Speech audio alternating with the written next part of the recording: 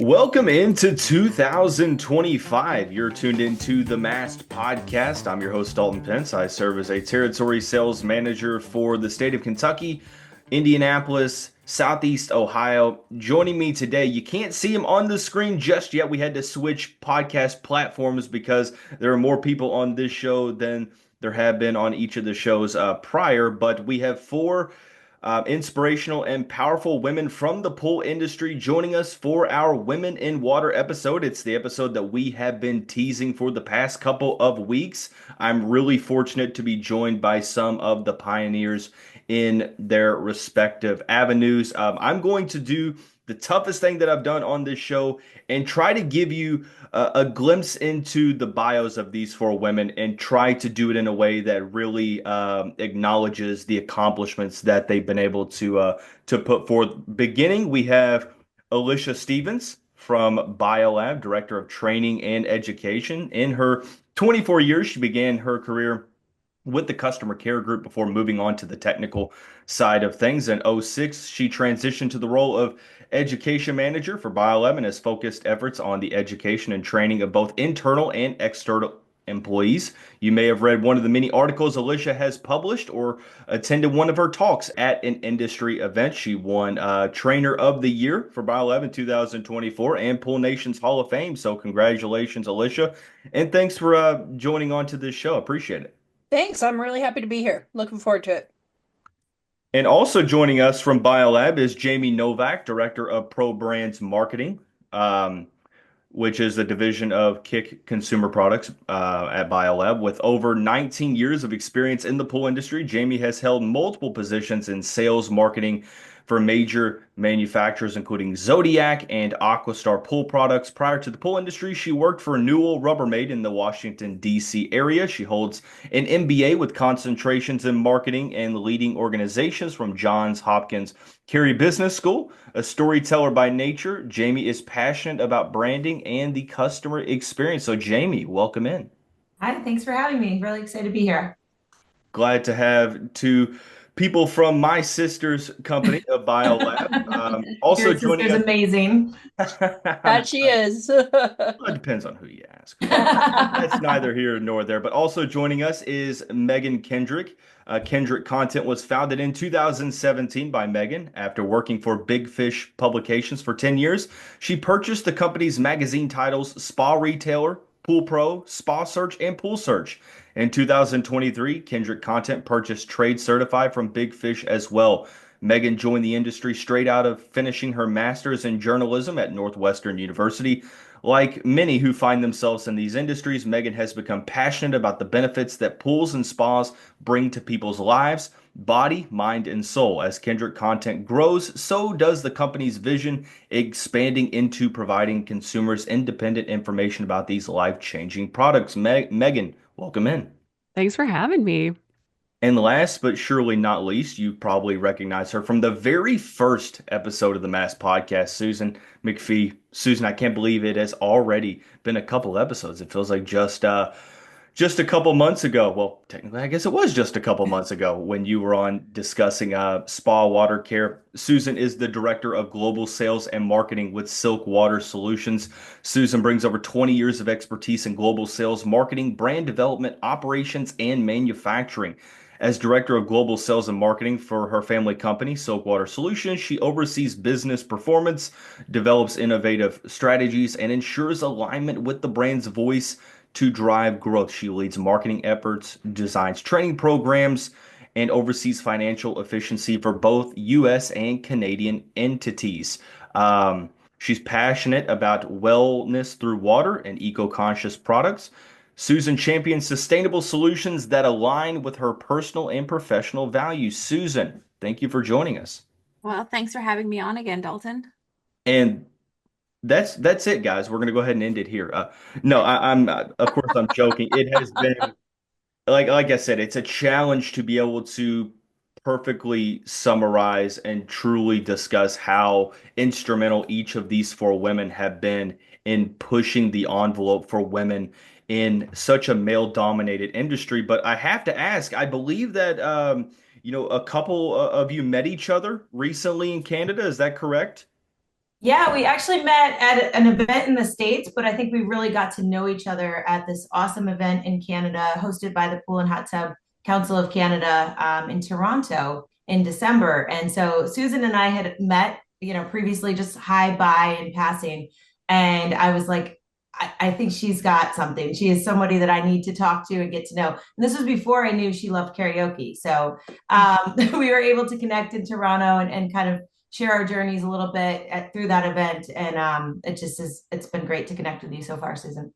Oh, well, thank you. Yeah, Alicia was at that event as well. And yeah, I think it was a really special event because it was a group of about 50 or 60 women in the room. And there was a diverse amount of presentations. And it really felt like it was a cohesive group that really gelled together and really were there to uplift each other. And you could really feel this energy in the room that was pretty special. Absolutely. And we love to talk, and they made us do 20 slides in 20 seconds each, and it was difficult for every one of us. So Yeah. we had to learn to be direct and to the point, which I'm not to speak for anyone else, but I'm not good at. So You did great. Crushed it. Yeah, they were fantastic presentations. Well, the good news is that we have about an hour to talk today. Usually these episodes are going to be about 30 minutes, but I said we can't discuss everything we need to discuss in 1 hour. I told the powers that be over top, I was like, look, I need an hour for this episode and potentially more. We'll start out with the differences. Like I said, 2025 now. I'm curious. We'll go with you, Megan, to start out with the differences from when you started in the industry until now, because I feel like, for the duration that I've been in the industry, that there's been sort of a negative connotation in such a male dominated industry. How has it sort of changed from when you joined to now here in 2025? So I got into the industry in 2008. Yeah, it was like my first real big girl job. Um, and yeah, I would say it's changed a lot. I think partly I see some of those changes because I was young when I started, and so there's kind of a difference there as well. Well, when you're in your 20s versus your 40s, so that definitely makes a difference too. But I mean, there weren't all of these events and groups that you see for women now. There wasn't that kind of institutionalized, I guess I'll say, support for women in the industry at all. Um, and a lot of the women, and it's kind of funny. It's like, it's not like there haven't been women in this industry the entire time. Um, I feel like they just kind of took a back seat as far as the recognition for what they were contributing, maybe. Um, They were also and siloed, right? Like, people, we didn't have social media to yeah, connect, engage with each other. I felt that when I started too. yeah, absolutely. But yeah, now there's a bunch of more opportunities to um, get together, and there's a lot more opportunities for women to be recognized in the industry. And I think we've seen like, you're starting to see more women in some of those C-suite positions, which is definitely still a ceiling that we could break. But yeah, there's been so much progress, and uh, it's been really fun and empowering, and I don't know, it just feels really good to see that. I definitely I like the word, empowering in this situation. I'm curious, Jamie and Alicia, working together at BioLab, and I know from, being at the Pool Nation Awards at the international show back a couple months ago, that your all's relationship has spanned, for some time, and you are instrumental in both of each other's, continuation throughout this industry. I'm curious to know how that relationship has helped you both empower each other. let me start with that because it's something that I'm very, very passionate about. So when Jamie and I met, we met in 2019. Didn't know each other beforehand. When BioLab and natural chemistry merged, we kind of got thrown into the same arena, and we hit it off super quick. Like we worked really well together. We became friends, and then as we got to know each other better, we just realized that we're very compatible as far as working together and ideas and things like that. Um, she left for a minute to pursue another opportunity, and when I finally picked myself up off the floor and stopped crying, which took about 8 months, I missed my friend and I missed my coworker for sure. And I still, you know what, she answered the phone every time I called, and I picked up a lot of things that she had left behind. And we continued to build a relationship even though we weren't at the same company anymore. But then she comes back into the fold and we just picked up where we left off. But here's what I want to say about Jamie as far as empowerment goes is when I met Jamie, I loved my job, I loved what I did, and nobody had any idea who I was or what I did other than my little my little bubble that I worked in. And Jamie said, I'm gonna put it in Jamie words, girl, you got to get yourself out there.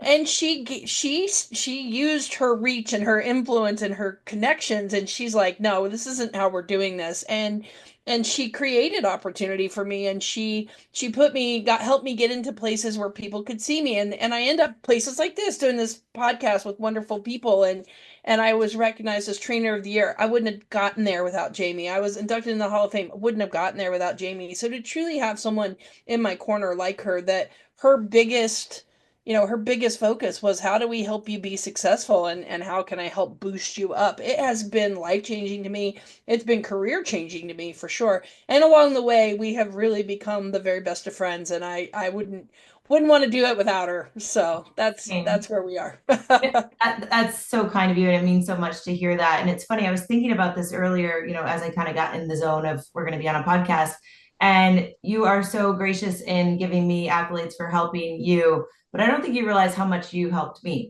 because we got acquired and I'm coming into this new organization, and I'm coming from a small family-owned business, relatively smaller family-owned business, into this large organization. And you very well could have been like, figure it out, and you welcomed me with open arms. You were always willing to help me. And I think, that's so important, because it can go either way. And this isn't just women, this is women or men. When there's an acquisition, people tend to guard their food bowl, and they don't want to let other people know what they know because they're afraid they're going to get replaced. And that was not the experience that I had with you and the greater BioLab team. It was just, how do we help? What can we do? And we're all one big family now. So I appreciate the recognition, but I hope you know how impactful you've been to my career, because I wouldn't be where I am if you hadn't done that. I don't know where I'd be. As long as it's in my world, I'm good. Well, I have to call out Megan too. Megan, I think the first podcast I ever did was with Megan. And was it really? Yeah, I was terrified. My aunt and uncle down in the Carolinas, they listen to every word, and they still talk about that podcast. And it's a very meaningful point in my career. It was like, you're terrified, but you're going to make yourself do this. And so that I will always remember that session fondly. Story of my life. You're terrified, but you're going to do this. Right? That's how you grow. 100%. I think if I look back to the beginning when I first started in this industry, I looked at this industry, and I think about this all the time now. What other industries are kind of like our industry in terms of the women representation? And I think sports, alcohol, automotive, and the hot tub and spa industry. So if you look back 15 or 20 years, the women in those industries were, even if you go back to the very beginning in the trade shows, and I've talked about this with a lot of women, is the women were there to hand out the brochures or stand next to the hot tub.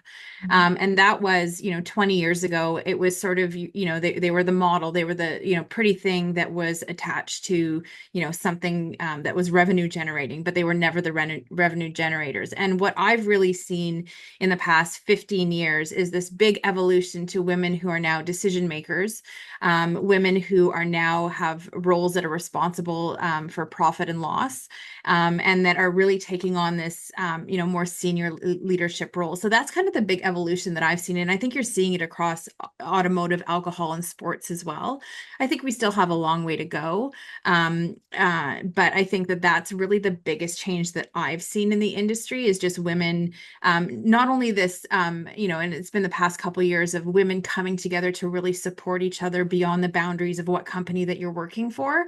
We're all in it together to support each other, but just sort of this industry recognition that the traditionally held male roles, which, excuse me, are sort of the deal making and negotiation, are now going to women. where do I think the industry can go? I think that when you look at leadership roles for any company, I think that when you have a diverse amount of people that make up your leadership roles, whether it's junior leadership and all the way up to the C-suite, I think that reframing what a good leader is. A good leader is not just somebody who's focused on strategy and profit. A good leader is somebody who is also good at motivating and inspiring. And that's, I look at Megan and what she's done with her magazine and the Power Women and putting women on the front cover of the magazine and having that evolve over the years to something that's celebrated industry wide. Those are the kinds of things that I see have been the big changes that I'm really excited for, kind of looking forward for women. We have, like I said, we have a ways to go, but there's power in numbers. And I think that we're really making a big difference in those leadership roles wherever you fall in the hierarchy in your organization. I think that's really well said. Really And- sentimental. yeah. I am a person who loves to appreciate the journey. I think that the journey in whatever aspect of life you want to apply it to, it doesn't get the recognition on an internal basis. I feel like, it is really critical to appreciate the journey and to be able to be honest about the journey. And a lot of the journey is overcoming challenges, overcoming adversity. And I find this, a good time to go on to this next point is we'll start with you, Jamie.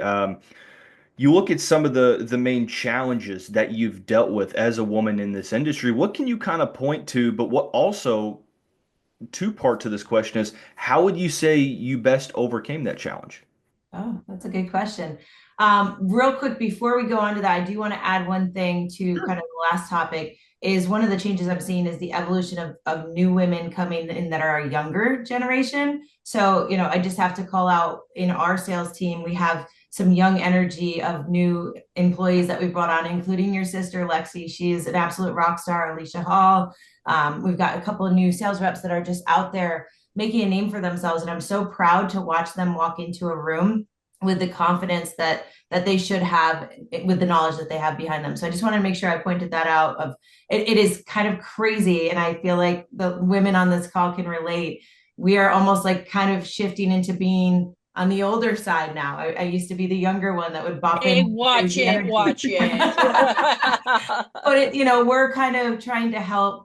Alicia has a really good way of explaining it with holding the ladder for the next person. And I think that we've got, a new generation of women that are coming in and they're going to hold the ladder for the women behind them, just like the women ahead of us, helped us to get where we are. There are so many incredible women that have been in leadership roles and maybe didn't get the recognition like Megan was saying previously. So anyway, I just wanted to kind of add that one little point to the end of the first question. And then challenges for me, I mean, I think it's internal and it's external. Internal is me doubting myself and me, I won't go as far as, well, maybe I'll say imposter syndrome, but I think a lot of women and people in the industry sometimes have these feelings of like, am I as knowledgeable as I feel like I am in my position and in my role? So from my perspective, I did that with marketing. I was like trying to make sure that I was in the right role, I was on the right path and not doubting myself. So I actually went back and got my MBA at a later age. And, I was surrounded by classmates that were a little bit on the younger side. And I was juggling a child, a very intense job and all the different things. And it was important to me to make that time to go and get that education and validate to myself that I was in the right position. I did know my stuff from a marketing perspective, but I also picked up so many new things as well. So I think just continuing to learn and being confident in what you know, I think is so incredibly important because people are going to doubt you, whether you're a woman or a man, and you're going to get challenged and you have to be ready to stand your ground and hold firm and not waver. Sure. No, I think that's a great answer. I'm really kind of intrigued that you brought up the internal conflict because I think that that's something that when we talk about overcoming adversity and challenges, I feel like most people will start to point to the external, but I like that you made it, quite literally about internal, to start with. All I can control is myself, right? That is very if somebody true. who's going to have bias against me, I can't control that, but I can be the best version of myself. Indeed, I like that. Susan, as someone who's, kind of ascended through a family business, what can you kind of, point to in terms of overcoming some challenges on that side? Yeah, one of the biggest challenges I had to overcome, and it's the same kind of thing as not feeling good enough, but it came from people assuming that I was only there because I was the daughter of the person that started the company, which was a really horrible thing. If you worked in our organization when my father, who passed away a year and a half ago, if you were there when he was here, you would see that he applied something that I call reverse nepotism, which made me feel like I had to work extra hard to earn the respect of my colleagues. But there was this assumption, and there was oftentimes when I would go out to have conversations. I started in to bring on social media and marketing with Silkwater, but it evolved into sales. And when I was doing those cold calling, and which is a very difficult thing to do when you're literally door knocking, asking people to bring your product into their location, and just being told, oh, you're Joe's daughter, have Joe give me a call. And I was kind of like, well, I can make the decision. I'm here to help you make money. Why don't you want to talk to me? So that was a difficult thing in a family company to overcome that.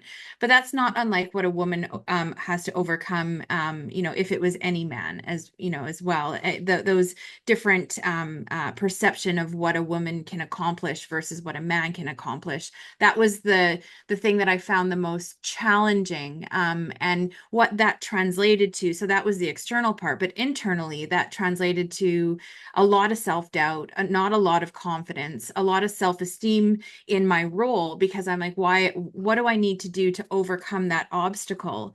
And one of the things that I had to really work on, and I still have to, work on and remind myself, is that am I there to win every battle, or am I looking to win the war? So is somebody's one interaction with me going to completely change how the future of, say, that account or something like that? Or am I going to be able to move past that? And that was something that I really I learned to do, is that they may have some biases when it comes to women, but I don't have to hang my hat on carrying that and having that affect my self-esteem as a woman, because that's who they are. So, a family business, there was definitely the challenge of overcoming being somebody's daughter, because I wanted to be respected for the contributions that I can make. But it was also this learning of not taking the things that were said to me to heart and carrying that through the next year, because that would have stunted my ability to continue to move and grow in my career path. I come from a family business as well. My mom is the owner of the family business. She ended up taking over from my granddad, and I saw that same thing as customers coming in talking about my mom as Pat, the name of my granddad, Pat's daughter, and seeing her being able to navigate that conversation and just, continually reiterating to the customer through her actions that, like, hey, look, you might know me as Pat's daughter, but I'm Michelle Pence, and this is why, we're moving forward as a company. And she's my role model. Seeing her being able to, break down barriers, being able to, fight biases and do it without even, externally looking phased. I mean, just having that stone cold, like, you're not going to phase me look, like, just, I mean, it's extremely just encouraging to me, looking up to her in my shoes. So I think that she would probably, reiterate a lot of the stuff that you were saying, Susan. On the training side, Alicia, I'm interested, coming from the customer service side, going to the training side. What are some challenges that you've kind of been able to overcome in your time with BioLab? I think my biggest challenge is I've been kind of thinking, I've been prepping myself to answer this question as I'm listening to the rest of you talk, and it's kind of hard to put it into words. My biggest challenge is myself, quite honestly, but it's my feeling. I struggle to this day. It gets better and better every day, but I have the feeling of not fitting in. As Susan said, the role of women in the industry 20 years ago was to be the model and hand out the brochures, and I don't fit that mold in any way, shape, or form. So my biggest struggle is with myself. And when people ask me what makes me nervous, it's not training, it's not content, it's not chemistry, it's not public speaking. I love all of that stuff. What makes me nervous is how I look and how people perceive me. And that has followed me through my whole career, because there has always been some pressure And I'm not saying this is unique to the pool industry, but pressure to fit the mold and to be the model and to, grow your hair long and wear pretty clothes and all this stuff. And this is not who I am, and it's never been who I've been willing to be. So I think my biggest obstacle is myself. And one thing that I have learned and Jamie has been instrumental in is, just you're good at what you do. Go do it. People aren't looking at your short hair. They're not looking at the fact that you refuse to wear a dress. Nobody needs to see that. But they're looking at the fact that you know your stuff, you know your chemistry, and you like to do public speaking. So it's more me than anything else, but also the struggle to I always felt like I didn't fit the mold, and it's taken me a long time to realize that there really isn't a mold. And as women in this industry, we have done the work to break that mold and to break that expectation. And when I say I'll hold somebody's ladder, that's because coming before me, people have held my ladder and broken that glass ceiling and said, it doesn't matter that you don't look like this, or you don't talk like this, or you don't do this. It doesn't matter. You're good at what you do. Just go do it and you're going to be just fine. So, I've had to have some help opening doors in a couple of places where, as a female, I just couldn't, they didn't give me the handle. And it took, a couple of cases where a man had to step in and open the door and get me in. But once I get in, I'm very confident in what I do. It's just, making my way to the table, as we call it. So. Yeah, no, I understand that. Megan, when you look at, biases and being able to overcome those with either day-to-day interactions or just from a long-term standpoint, how do you sort of handle situations where, you faced bias or inequality in the past in your seat? That's kind of a hard one because a lot of times you don't know, right? You kind of don't know if that was, what that was or not. I will say I definitely feel like I get treated differently sometimes as a woman, and you can't change other people, right? And so what I tend to do is, how can I use that difference to my advantage, honestly? Um, and so, that might be like someone's more likely to talk to me if I just walk up to them in their trade show booth than they maybe would a guy, right? And you know what? So be it. I mean, if you're talking to me because I'm a woman, then I'll take it, So you kind of have to, um, yeah, I just try to find how, when those things come up, how can I use that to my advantage? And, because a lot of times you're not going to get the chance to correct that person. And even if you do bring up like that, maybe wasn't, maybe calling me honey in that context maybe isn't great. You're not going to really get the chance to say those things to very many people. And a lot of times, even if you do, they're not going to be open to hearing that anyway. So, you just have to learn how to navigate those moments gracefully, use them to your advantage if you can, and, see it as an opportunity and not as, someone denigrating you. And occasionally, I mean, there are times where you have to. There have been a handful of times where I felt like unsafe, and you just leave that situation, Yeah. And I think But you bring hopefully up a those great are point about few and far gracefully between. too. Yeah, like when you handle it gracefully, you're never gonna have regrets, right? Like, you can get angry and yell and like storm off, but then ultimately you might have to deal with some fallout from that or whatnot. But yeah, I mean, I had a dealer once when I was in sales a million years ago say that I only took a meeting because I wanted to see what you look like. And, in that moment, I had to choose, okay, am I going to react like I would in my personal life, or am I going to react the way I should in my professional career? So I just, kind of, okay, and kept it moving and showed what I know about, the products that I was representing at the time. So, but handling it gracefully, I think, is really good advice. Yeah, One kindness one always thing that wins. Yeah. we're not going to change everybody, but it's okay to stand your ground. And, you want to call me honey. I'm curious, why do you call me honey? Yeah. And then just kind of leave the silence. And, especially if it's somebody else that you have to work with, in the future going forward, that's been something that, kind of all those little tricks to overcome things that made me feel uncomfortable, but also made me feel like, hey, I deserve to, get to the bottom of this because I don't want this to happen again. And that's been usually when I say that to somebody, you can see there's this moment of self-reflection, like, oh, she just called me on what I said, but in a way that I have to respond and in a way that's not threatening or offensive. So I'm curious, what made you say that? It's a good tip. It's Yeah. been In my helpful for me. Yeah. And I mean, how you can react to a customer versus, a colleague versus, whatever that, it's all relative to the situation that you're in and who you're talking to. And I think, though, as well, like, there are people who will say certain things because they think they're being nice. And you know what? That's fine. Like, you're trying to be nice. But there are times when someone is using words and phrases to sound nice, but they're actually using it as a way to assert power. Matters. Intent. Yeah, exactly. And you usually know the difference, and so it's just, you just kind of deal with everything differently as it comes along.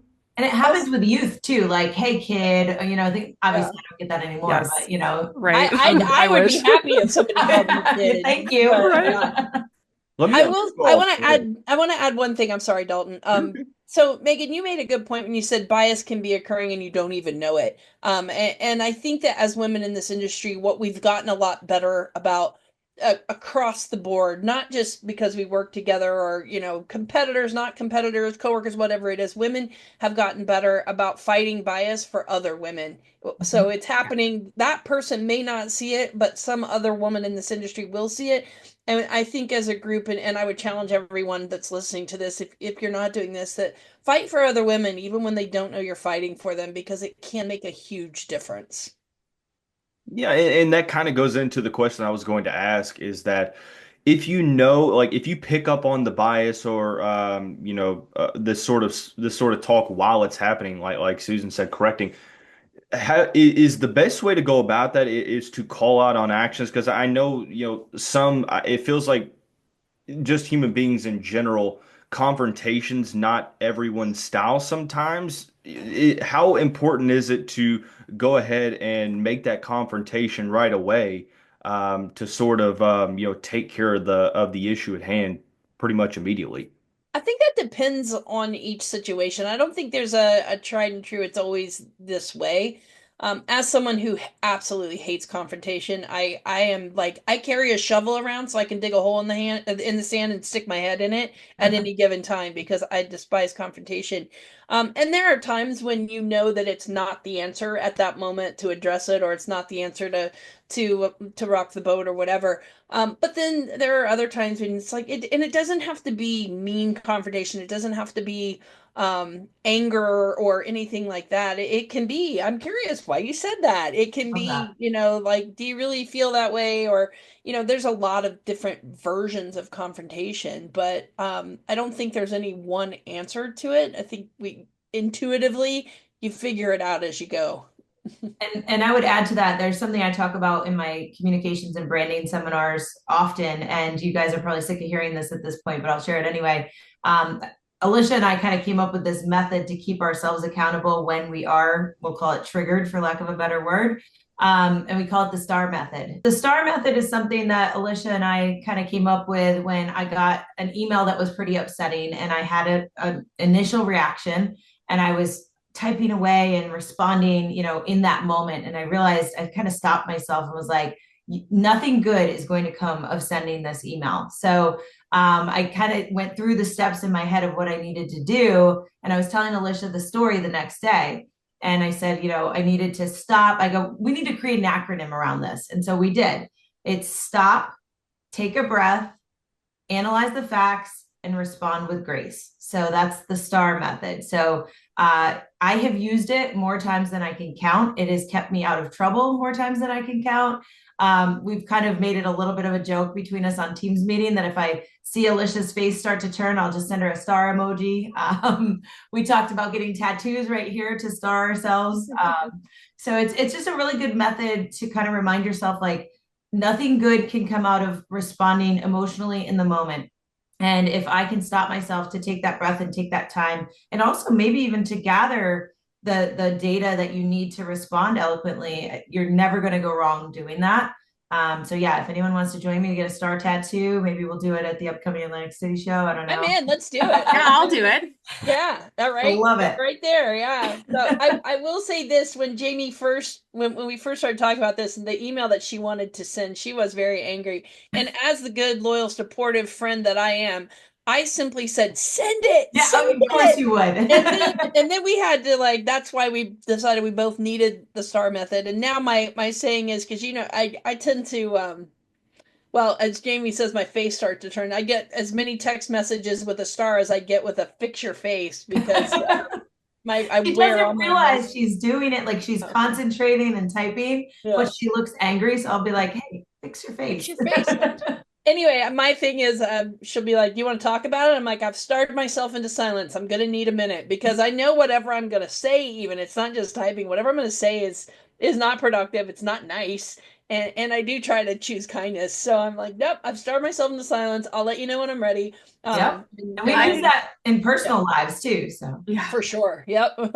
I think that's so. One thing I want to add, two things. One is I think that we should start a LinkedIn group called Emails I Wanted to Send, and just take out all of the names and anything that, identifies the company, and it would just, maybe be a funny release. And the other thing I wanted to say is, I appreciate so much hearing about all these different methods and the experiences, and if I could go back and tell my younger self starting in this industry, it would be find an Alicia, find a Jamie, find a Megan, because when you're young and you are just stepping on that first rung of that ladder that you want to climb, that's the kind of the shakiest first step, where you don't have the experience, you don't have the confidence, your self-esteem can easily get shook. So, finding these women that can, you can talk something through. I wish I had that when I first started, because it was really tough for me. Sometimes I would carry my experience home, and I would carry it into the next day and the next week, and I wouldn't know how to let it go. And we all come from a place now, like when we give advice, or talk about our situations, we can talk from these decades of experience. But anybody who's listening to this that is just starting out and that is on the first or second rung of that ladder, like Alicia said, find someone to hold that ladder, but don't hesitate to reach out to anybody. And that's what I love about women in water in this industry, is I think that we are really becoming this incredible group of women. But I really want to encourage younger people to just, reach out and find somebody that, when you have that moment and you don't know the star method, call Jamie or Alicia, or, call somebody. They can teach you that star method, or someone will start that LinkedIn group, and we can post those emails. But I would really encourage people of all at different places in their journey to leadership, is just to find people that can, find your Jamie Alicia relationship, because it is so impactful to the evolution of your career. I love that. And there's so many strong women in so many groups now. So, have to give a shout out to the Witte Group in the Northeast. That's the group that I kind of got started with, Sarah Garahan, and the ladies of the Witte Group. There's so many to mention. They have all lifted each other up and helped to build a group that really has each other's backs. It's such a nice family feeling in that group of women. And then, you see it down in Texas at the Women's Summit with Full Nation. We saw it in Canada. I was shocked at how many people came out. That was just an incredible event. That was the first in person, right? That was the first in person, and it was phenomenal. Yeah. Canada, we're such a small market compared to the US, but it was such a great feeling just to, while we were doing our presentations, we had women clapping and cheering us on, because we were being honest and vulnerable and funny. And it was just such a different kind of an experience, but it is a part of that evolution that I'm like, this is awesome. Yeah. I really enjoy the fact that you all are so vulnerable about some of the issues that you faced, and so willing to help, the generation coming up just now getting into the pool industry? And I know that people are listening to this show because they're trying to take some information that you're saying and apply it to their life and try to pick up some tools to the trade, if you will. I'm curious, as women, becoming mothers, dealing with that work-life balance. Um, what's some advice that you could give to a young woman that is just joining the industry and they're wanting to, start a family, but maybe a little bit overwhelmed with the thought of juggling that balance? What would the advice be there? This is to anyone on the panel. So Megan, I'll let you go first because I know we're at different stages of that journey. So if you want Right. Yeah. So I have two little girls, 5 and 9. So we're kind of right in that craziness of parenting. But my feelings about this change all the time, on work-life balance. Like if you'd asked me about it 5 years ago, I would have given you a completely different answer. And I probably have on other podcasts. So FYI, if you go back, you're like, well, that's not what you said. It's like, yeah, I know, because it changes. Um, I think I used to think that balance meant that like everything got its due, that everything kind of got the attention that it needed for the day. And now and so I just constantly felt like I was failing in everything. I was failing at work, I was failing as a mom, I was failing as a wife because I couldn't I couldn't do it. I couldn't stretch myself and get all the things done and give everyone the attention that they needed and be all the places that I needed to be when I needed to be there.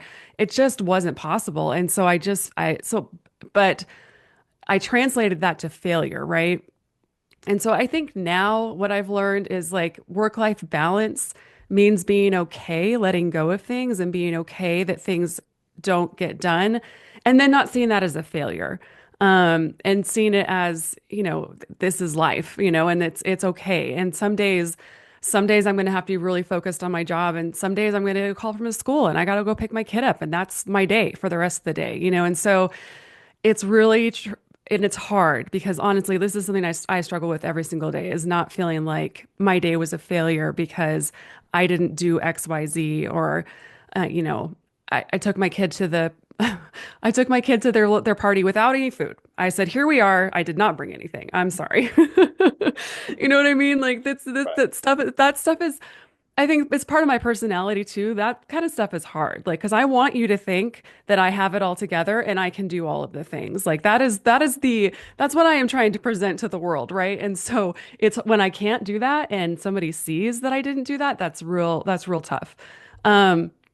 So it is a daily struggle to be okay with that and let it go and not see it as a failure. And you talked about being vulnerable. And the thing that I've learned is if you are just honest with people too, like they understand and they will meet you where you're at. It's, when I became a business owner, one thing I said to myself is like, you can do this, but you have to be yourself.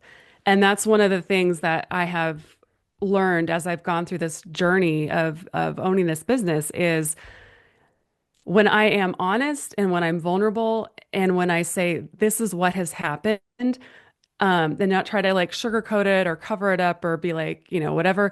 People will meet you where you're at, and they understand and they appreciate the honesty. And sometimes it's ugly, and it's like, this is what happened, and this is where I'm at, and this is what we're gonna do to move forward. And they're fine with it. But yeah, I don't balance that. The meaning of that changes probably on a daily, weekly, monthly, yearly basis for me. So.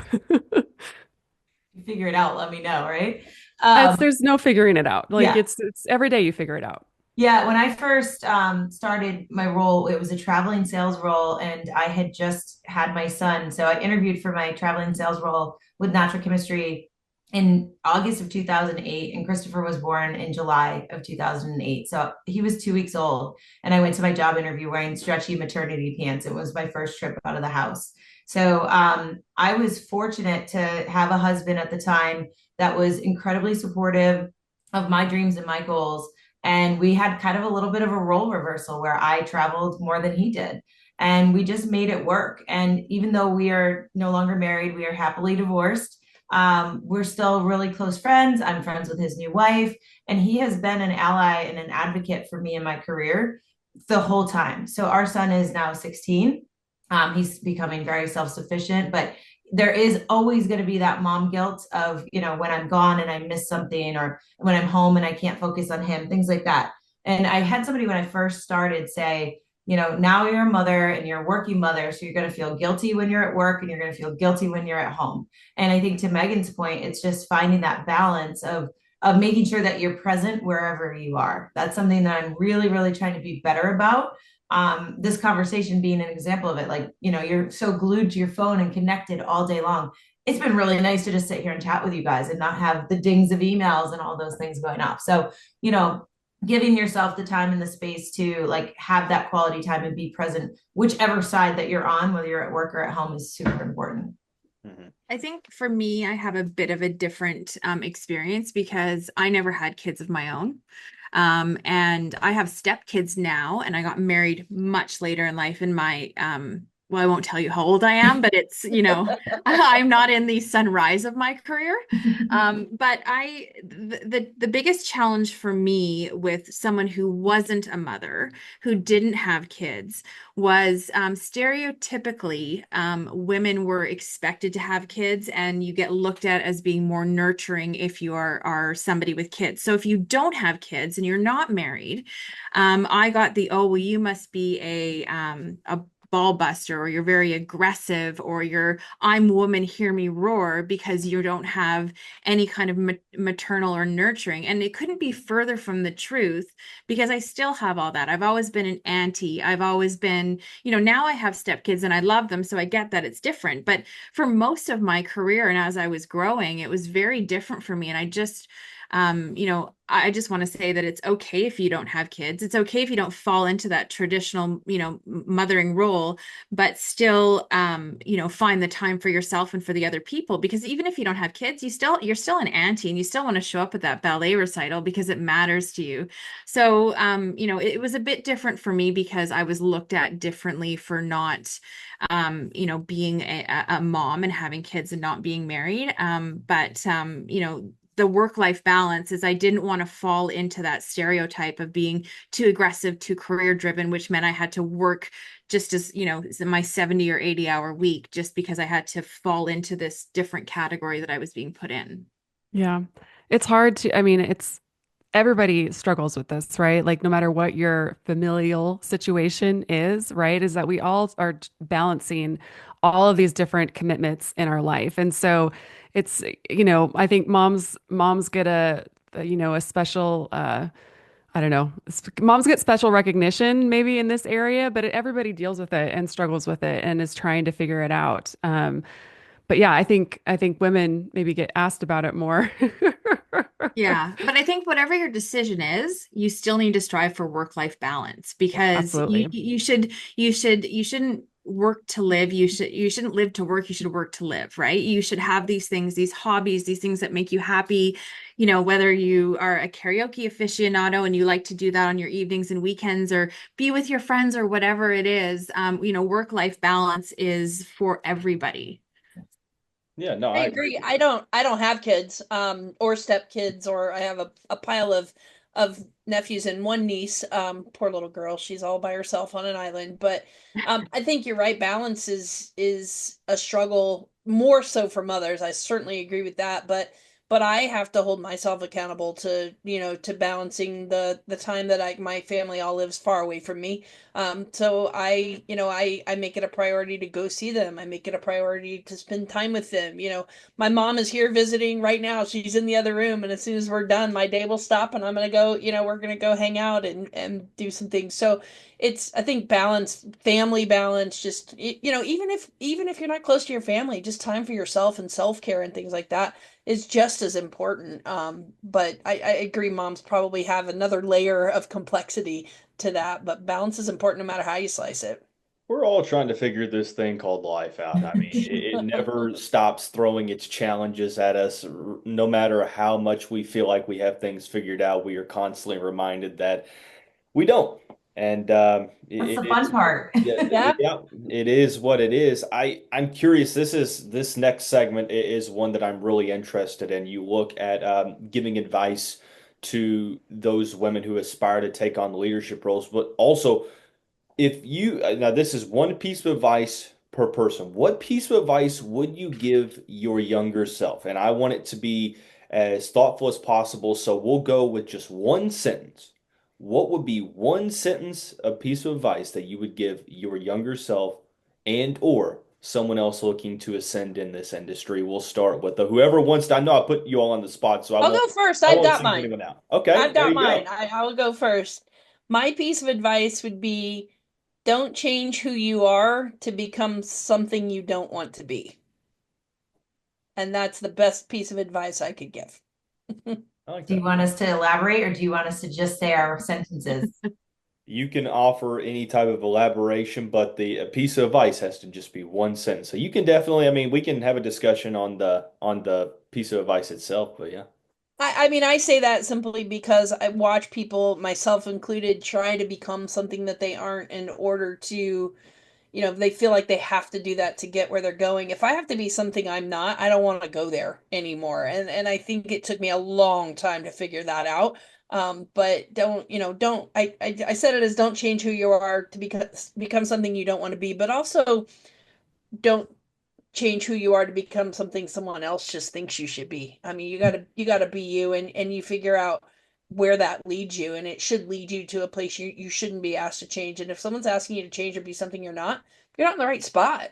And that now what defines the right spot? I think groups like this and women in our industry are changing that spot, and they're changing, the expectations. But that would be my best advice. Okay. I'll go next. It's kind of centered around a quote that I love. I love, love, love this quote. So, are you doing what matters or just reacting to the noise? And in the earlier stage of my career, it was like, oh, this customer called and they're so mad and da da da da da. I need to fix it. And I had a coworker who passed on sense named Bob Perry who said, Jamie, relax, no one's dying. And so, just kind of keeping that vision though of are you doing what matters or just reacting to the noise, because you do have to react to the noise, you have to do the things, but overall you should be spending more of your time on what actually matters. That's a work in progress. My boss today would say I could be better at it, but I am trying. So that's my advice. Okay. Susan, Megan? I think I would have to say, if I had to sum it up in one sentence, is authenticity and vulnerability is a superpower. Okay. Love that. I love that. I like it. So for me, I was gonna say don't be afraid to ask for help, but I'm shortening it and just putting ask for help. I love that. Yeah, not about being afraid. You actually have to do it. Ask for help. Because I mean, we talked about like, having this community of women, and that's how you get it, is like, say like, hey, can you help me with this? And that's how you build those bonds and those relationships. Like you kind of have to put yourself out there. And every single one of these women, I have asked for help in some way, shape, or form. And all three of them have been there for me. So, it's like people want to help you. They're willing to help you. You just have to ask for it. And that can be scary and yeah, vulnerable. But it usually pays off in more ways than like that current situation. So Yeah, for me, I like to ski, and I'm a mountain person. So I always talk about, if I'm going to go and do that really hard black diamond run and I've never done it before and I'm standing on top and I've got all these, feelings in my gut and I'm kind of sweating a bit and I might be shaking, and, it's either I'm going to do it and I'm going to become a better skier. And once you've done it once, you're like, I can do this again. So sometimes it's just, sometimes it's, we've smashing glass ceilings, but sometimes you got to jump off that glass cliff, and just kind of get there and, and just do it. And it might be really hard, but, give yourself the credit that you're going to come out on the other side stronger and better. And every time you're faced with something that's a big challenge, it's going to be easier.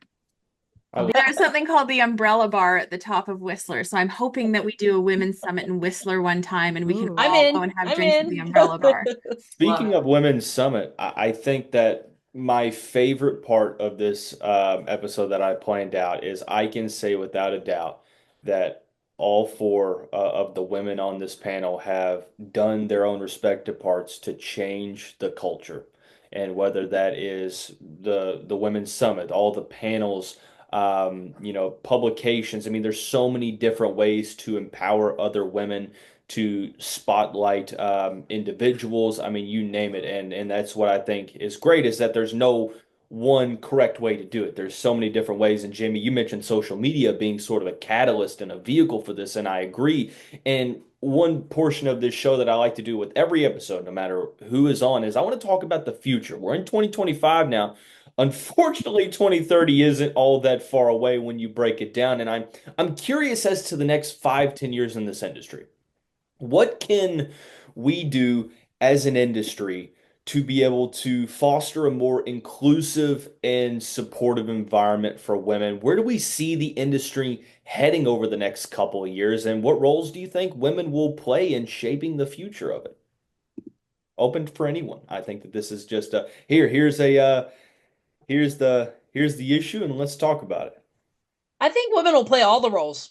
I mean, I think there'll be a piece of all of it, whether it's executive roles, whether it's, introductory roles, whether it's new talent or people that are retiring and leaving a legacy behind. I think that women are more and more every day. You're going to see women in every single aspect of the pool industry. And it's, we've got women construction leaders, and we've got, service people, and we've got all those traditional male roles that women are, maybe not as prevalent in, but making their way into. So I think that as There's far a as lot more now than there were before, for for sure. sure.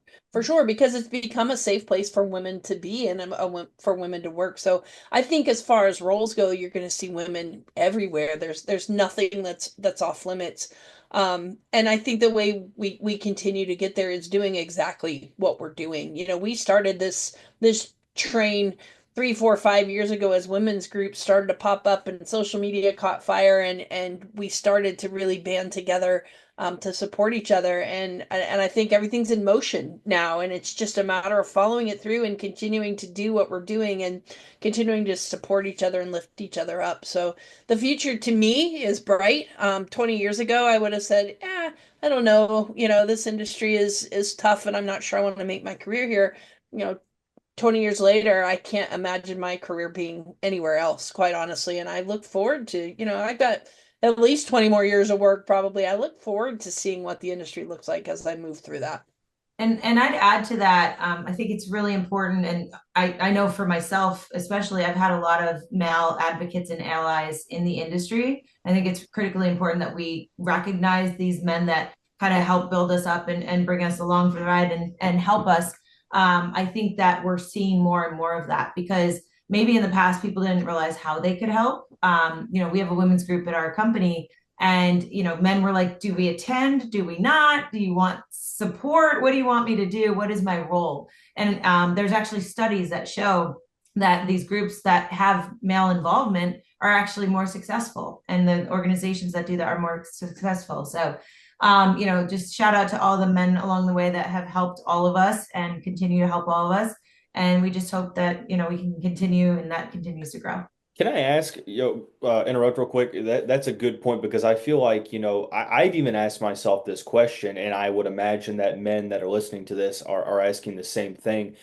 And I know that every situation is different, right? But when it comes to offering the most appropriate type of support, what would kind of be the avenue there? What's your take on the matter? Because I feel like, there are a good amount of men out there that want to help support this cause, but it's like, well, what's the best way to do that? Yeah, I think they can ask, because in some scenarios, like if we're doing a meeting and it's, going into deeper subjects where people might really put themselves out there and feel vulnerable, maybe they wouldn't want them to attend that one, but they would want them to attend a happy hour event that's meant to be networking and ice breaking and all of those things. So from my perspective, and I'd love to hear what the other ladies have to say, I think it's asking how you can best help, because then you're going to be more comfortable too, right? If you go to the event and you know that you were asked to come, you're going to feel more welcome and engaged. So that's my 2 cents. I think support comes in a kind of an everyday situation too. If you're the man in the room and someone is, biased against women, or, discriminating or anything like that. Be the man that stands up and says, no, we're not going to do it this way, or no, that doesn't matter, or no, we're not going to think of it that way. Because it's again, a lot of times bias happens. That really struck me, Megan. Bias happens and you don't even know it. Yeah. So be the man that keeps it from happening, or that fights the battle even when there's not a woman in the room necessarily. To everything like that will simply help make women stronger in this industry. Yeah, I'd say just do whatever you can to include women.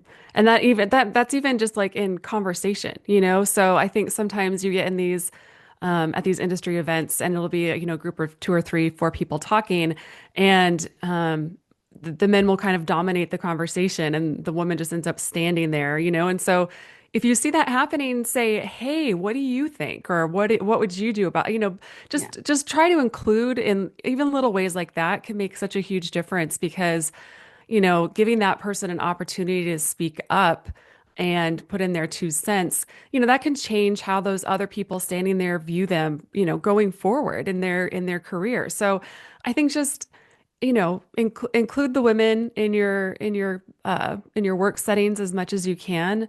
And I think that just it goes a really long way. Yeah, I love what you just said, Megan, because it made me think of, we always talk about like women want a seat at the table. We don't just want a seat at the table, we want a chance for our voice to be heard, right? So sitting at the table is not enough anymore. We're already in the room, but we want to be able to have our voices, our opinions, our thoughts. We want our impact to be just as valued and equal to everybody else in the room. So we're not asking to be elevated, we're just asking to be equal. So, that's something that, I think also, just looking at your organization or your work and just making sure that, your culture is an inclusive culture, right? And if you need to make changes within your culture to make it more inclusive, that's something that from a senior management, and there's, 75% men to 25% women in senior leadership roles. So, and that's just the way it is right now. So there is this opportunity, to look at all different parts of your organization to make sure that, whether it's your HR department that is doing reviews, like how are you doing your reviews? Are your reviews based on like if it's, just say if it's a salesperson, is it just on sales numbers, or what are you doing those on, and make sure that it's equal across the board so that it's not, so that there are those biases. So do what you can to remove those biases. I think that's a good way to shift that. There is this report that came out from the consulting firm McKinsey and Co. It was the 2023 Women in Workplace report, and it talks about something called a broken rung versus smashing the glass ceiling, and it was really about the biggest hurdle that women face on the road to leadership is this broken rung, and it's getting into those junior. You want to climb the ladder, but you have to start somewhere. So make sure that you're giving everybody the equal opportunity to grow on that ladder and climb that ladder so that women don't have at the very junior entry levels a broken rung that they have to overcome. And I think I'd add to that too, like call out bad behavior when you see it. I think it's a lot more impactful when it's another guy saying, "Hey, I think that made her really uncomfortable," or, that was maybe not the most appropriate thing to say in that setting. I think when it comes from another guy, sometimes it's just taken more seriously than when it comes from a woman, because sometimes we're seen as being like too sensitive if something hurts our feelings or whatever. But when another man is like, "Yeah, I don't know, dude, I think you kind of crossed the line." I mean, I think that hits a little different. And so Yeah. I think, but that takes some bravery to call people out like that. And so I would say, in those situations, like try to be brave. Or like if I think about this because I hear this from women who work like have customer facing jobs all the time, where it's like someone will call in with a technical question and then they're like, "Well, let me talk to your boss." They really mean, "Let me talk to a man." Yeah. And I just think in those situations, so you can't say to a customer like no, or you can't tell them off in that situation, right? But if the person who comes in behind you is like, oh, well, you're talking to the right best person. She knows this better than I do. You really want to talk to her. When they reinforce that, like, Yeah. take that moment to say, no, no, no, no, no. Like she is actually the expert. So it's like call out that behavior and, kind of reassure and, reiterate the position that she's in the moment when you can is really great. Awesome. All these great pieces of advice. This has been a treat for me to be. I feel extremely honored to have these four women on this panel with me. I hope that you were able to take something away that you find helpful that you can apply to your personal life, your professional life, internally, externally to your business. Like I said, that is the point of the Mast podcast. As much as I love to hear myself talk, and if you're watching this, you see I'm in outer space because this podcast is out of this world. I'll stop. I'll stop. That was bad. I'm That sorry. was great. I love it. But According to Alicia, that's the Brooklyn Bridge. So Hey. oh no. In all seriousness, though, I appreciate all four of you for joining. Be sure to like and subscribe on all of the streaming services. Be sure to hit that follow button on LinkedIn. Like I said, 2025 is here. Let's make it a great year. And I know that these four women on the panel are going to do their best to push the industry forward into 2026, but we're not going to talk about that year just now. We'll get time before that. But until next time, we'll see you back here very soon.